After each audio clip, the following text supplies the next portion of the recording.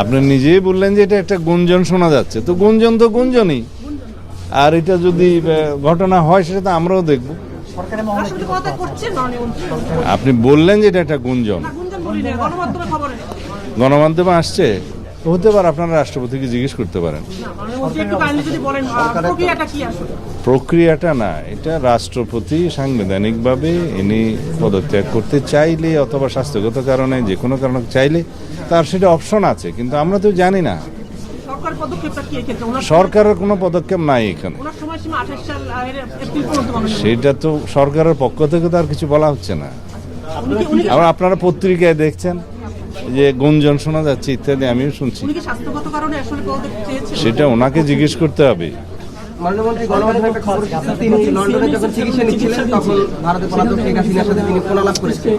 না, উনি চিকিৎসাতে কিছুদিন আগে বিদেশে গিয়েছিলেন, তো চিকিৎসা তো নিতেই পারে অসুস্থ হলে।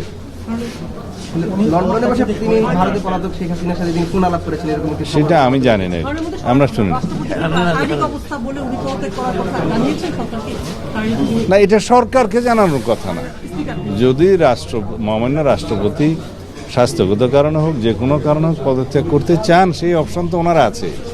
এখানে সরকারের পক্ষ থেকে কিছু বলা হয়নি, আমিও এগুলো পত্রিকায় শুনছি। আর তিনি যদি পদত্যাগ করতে চান সাংবিধানিকভাবে সেটা মাননীয় স্পিকার বরাবর পদত্যাগপত্র দিতে হয়, এইটুকু নিয়ম আছে, জানি, এর বাইরে কিছু জানি না।